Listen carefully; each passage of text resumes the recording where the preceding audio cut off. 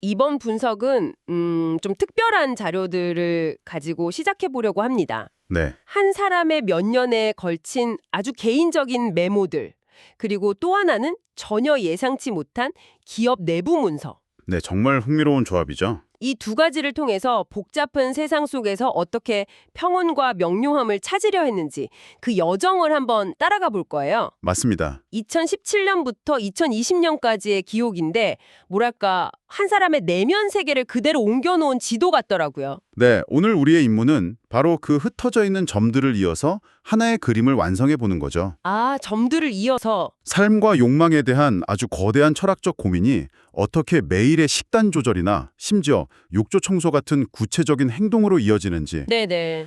그 연결고리를 찾아내는 게 핵심입니다. 그리고 이 모든 개인적인 수행이 회사라는 아주 현실적인 공간과 만났을 때 과연 어떤 일이 벌어지는지 아마 흥미로운 지점들을 많이 발견하게 되실 겁니다. 좋습니다. 그럼 바로 첫 번째 단서부터 한번 풀어가 보죠. 네, 이 메모들에서 가장 강력하게 그리고 반복적으로 등장하는 메시지가 짐을 덜어내자는 거거든요. 그렇죠. 2020년 10월 27일자 메모에 거의 선언처럼 적혀 있어요. 심플리시티, 선택과 집중, 핵심에 충실. 아주 명확하네요. 여기서 그치지 않고 잡다한 일을 줄여라. 간소하고 검소하게 살라는 구체적인 행동 지침으로까지 이어지고요. 요즘 유행하는 그 미니멀리즘하고도 좀 맞닿아 있는 것 같아요. 맞아요. 미니멀리즘으로 볼 수 있는데 저는 여기서 한 걸음 더 나아간다고 봐요. 어떤 점에서요? 이게 단순히 물건을 버리자 이런 차원이 아니거든요. 이 생각의 뿌리를 찾아서 2017년 기록으로 거슬러 올라가 보면요. 이분이 정말 힘들어했던 건 물리적인 짐이 아니었어요. 아, 그게 아니었어요? 네, 정신적인 짐이었죠. 수많은 비즈니스 문서, 개인 메모, 스마트폰으로 찍어둔 사진들. 이걸 정리하는데 너무 많은 시간이 들어간다는 고충을 토로해요. 그거 정말 공감되네요. 저도 그런데. 그렇죠. 언젠가 보겠지 하고 스크랩해둔 기사. 나중에 정리해야지 하고 폴더에 넣어둔 파일들. 이게 쌓이면 그냥 데이터가 아니라 마음의 빚처럼 느껴지잖아요. 바로 그겁니다. 디지털 시대의 저장 강박이랄까요? 네네. 메모에서도 사람의 끊임없는 생각과 같다고 비유하는데 정말 정확한 표현이죠. 정리하는 와중에도 새로운 정보란 생각은 계속 쌓이니까요. 맞아요. 끝이 없죠. 근데 여기서 이분이 내린 결론이 정말 재밌어요. 어떤 결론이죠? 완벽하게 정리하겠다는 생각 자체를 포기하는 겁니다. 포기한다고요? 네. 대신 따로 정리는 많이 하지 말고 일기 속에 흘려보내자. 아, 모든 걸 통제하려는 욕심 자체를 내려놓는 거군요. 그렇죠. 분류하고 태그를 달고 완벽한 시스템을 만들려는 노력이 오히려 더 큰 스트레스가 된다는 걸 깨달은 거죠. 시간의 강물에 그냥 띄워보내는 느낌이네요. 맞습니다. 모든 걸 기억하고 붙잡아 두려는 대신에 중요한 건 자연스럽게 남을 거라는 어떤 믿음이죠. 이건 정보 과잉 시대에 우리가 정신적 평온을 유지하기 위한 아주 현실적이고 지혜로운 해법이라고 생각해요. 결국 불필요한 걸 덜어내야만 진짜 중요한 것에 집중할 공간이 생기는 거니까요. 어떻게 살 것인가라는 질문에 대한 첫 번째 대답인 셈입니다. 정신의 짐을 덜어내는 이야기에서 자연스럽게 몸의 관리로 넘어가게 되네요. 이런 철학적인 고민과 함께 정말 구체적인 생활 수칙 메모가 많아서 좀 놀랐어요. 네, 저도 그 부분이 인상 깊었어요. 2020년 12월 12일 메모인데 3끼 먹고 간식 안 먹기, 먹고 양치하기, 저녁은 적게 먹고 일찍 먹기. 거의 초등학생 시절에 배우던 바른 생활 수칙 같잖아요. 그런데 그 바로 뒤에 나오는 문장이 핵심입니다. 어떤 문장이죠? 먹는 것이 내가 되고 생활이 습관이 된다. 아, 이게 단순히 건강하게 살자는 다짐을 넘어선다는 게 중요해요. 내 존재를 구성하는 가장 기본적인 단위, 즉 내 몸에 들어오는 음식을 통제하겠다는 선언과 같거든요. 와, 그렇게 들으니까 느낌이 완전히 다른데요? 거대한 철학적 목표를 이루기 위한 첫걸음이 바로 점심 메뉴를 고르는 아주 작은 행위에서 시작된다는 걸 보여주는 거죠.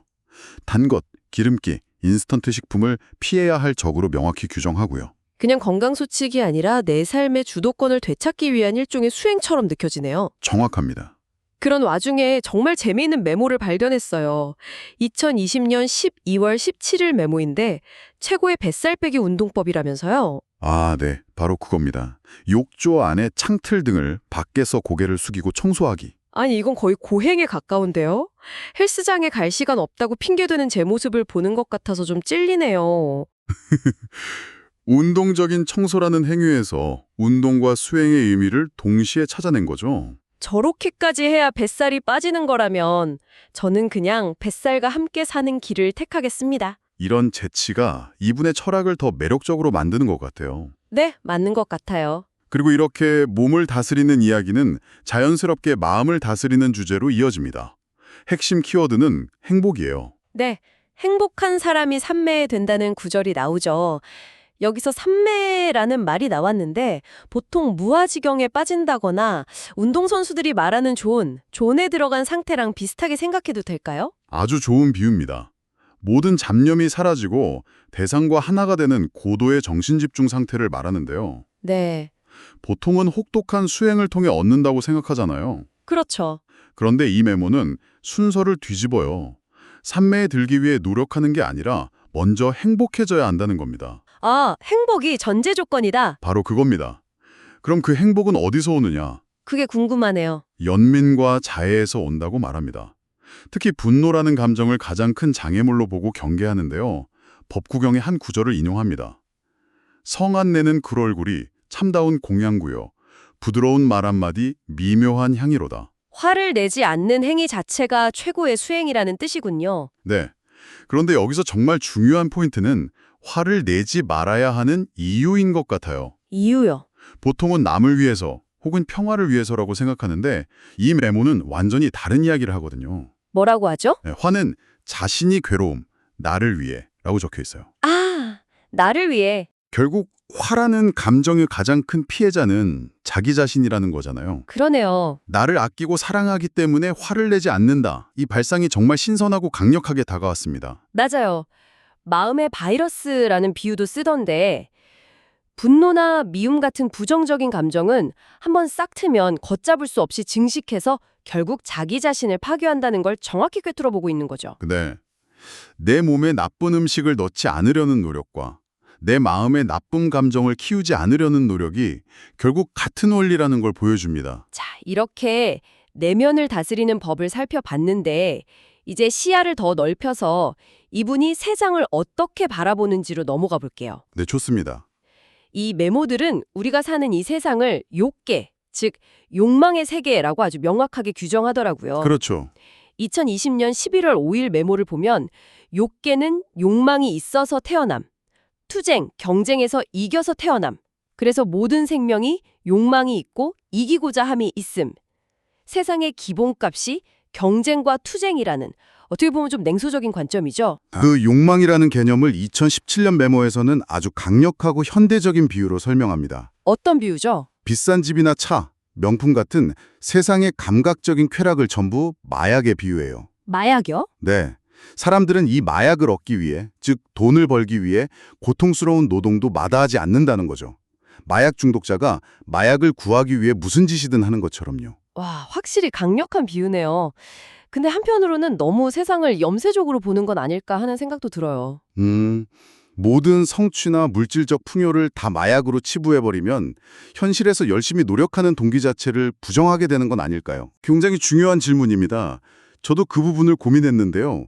이 메모의 핵심은 노력을 부정하는 게 아니라 노력의 방향성을 제시하는 데 있는 것 같아요. 방향성이요? 네, 바로 다음 문장이 그 답을 주거든요. 그러나 그러한 것을 원치 않는 사람은 돈을 벌 필요도 없다. 그리고 영적인 것에서 행복을 느끼고 철학적인 사색에서 행복을 느끼는 사람은 돈 등에 관심이 없다. 아, 즉, 세상이 정해놓은 마약 같은 쾌락을 쫓을 것인가 아니면 다른 종류의 행복을 추구할 것인가 그 선택지를 제시하는 거죠. 그러니까 세상의 게임에 참여할지 말지를 스스로 선택하라는 거군요. 무조건 따르지 말고요. 바로 그겁니다. 세상의 규칙을 비판 없이 따르는 게 아니라 한 발 물러서서 그 규칙 자체를 관찰하고 있는 거죠. 이런 관점은 자연을 바라보는 시선에서도 드러나요. 대천 해수욕장의 백사장을 보면서 쓴 메모가 아주 인상적인데요. 네, 저도 그 부분에서 잠시 멍해졌어요. 조개 더미가 백사장의 모래가 될 정도로 세상은 태어남과 죽음이 반복된다? 그렇죠. 수억, 수십억 생명의 탄생과 죽음이 쌓여서 내가 딛고 서 있는 이 모래사장이 되었다는 거잖아요.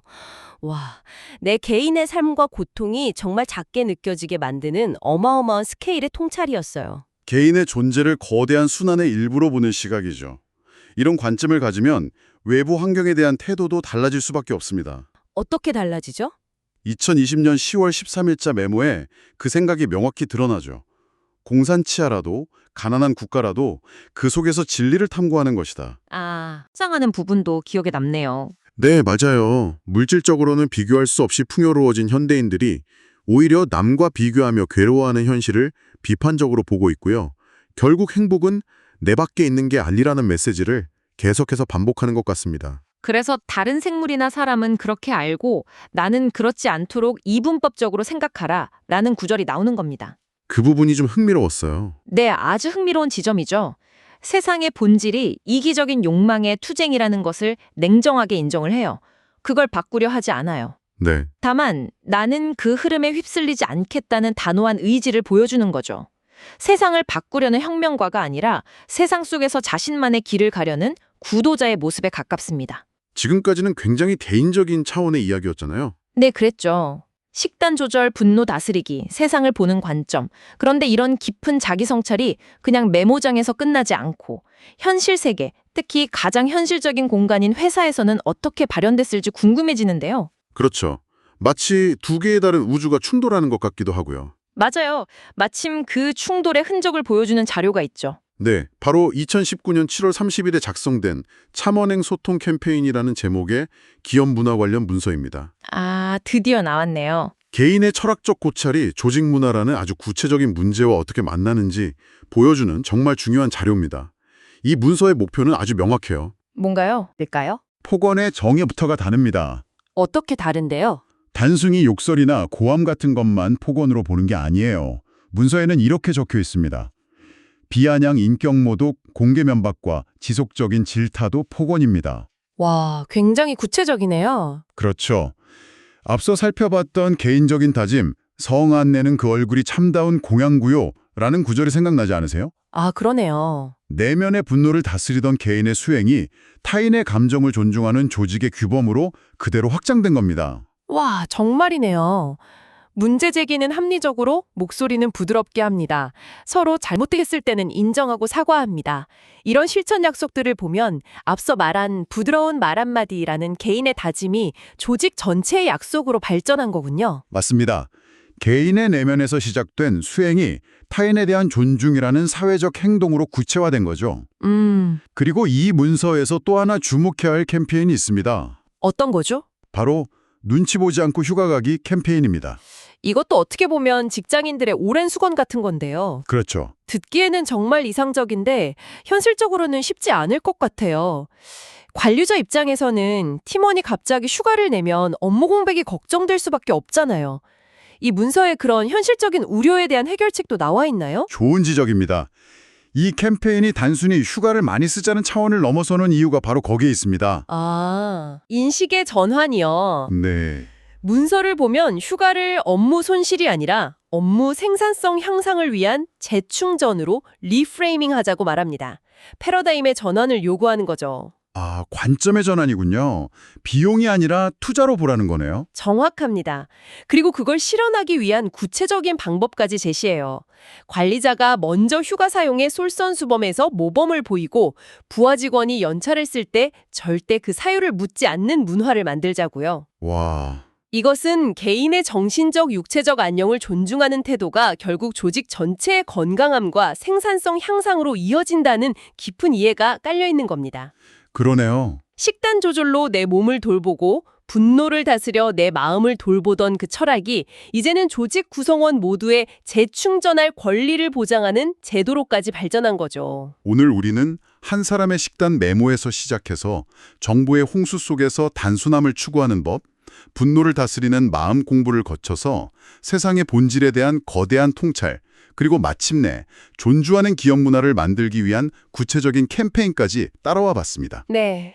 이 모든 기록을 관통하는 하나의 흐름이 있다면 그건 내면과 외부 세계 모두에서 불필요한 고통을 줄이고 더 나은 삶의 방식을 찾으려는 정말 진지한 노력이었던 것 같습니다. 그렇습니다. 이 메모들 속에는 어떻게 보면 서로 상충하는 듯 보이는 두 가지 태도가 계속해서 공존하고 있어요. 두 가지 태도요? 네. 하나는 이 세상은 원래 욕망의 투쟁터인데 뭘 더 바라나 라며 세상의 본질을 냉철하게 받아들이고 초연해지려는 태도입니다. 수용하는 태도. 그리고 다른 하나는 남들은 그렇게 살아도 나는 다르게 살겠다며 세상의 흐름에 맞서 자신만의 길을 가려는 적극적인 의지죠. 아, 저어가는 의지요. 네. 수용과 저항이 계속해서 줄다리기를 하는 셈입니다. 받아들일 것은 받아들이고 또 지킬 것은 지킨다는 거네요. 바로 그 지점에서 당신에게 이런 질문을 던져보고 싶습니다. 진정한 변화는 폭언 없는 회사 만들기 캠페인처럼 우리가 속한 시스템 자체를 바꾸려는 외부적인 노력에서 오는 걸까요? 아니면 세상은 원래 그런 곳이라고 인정하되 그 속에서 흔들리지 않는 나 자신을 만드는 내면의 노력에서 오는 걸까요? 어쩌면 그 답은 이 둘 중 하나를 선택하는 것이 아니라 이 둘 사이의 끊임없는 줄다리기, 그 아슬아슬한 긴장감 속에서 자신만의 균형점을 찾아가는 과정 그 자체에 있는 것은 아닐까요?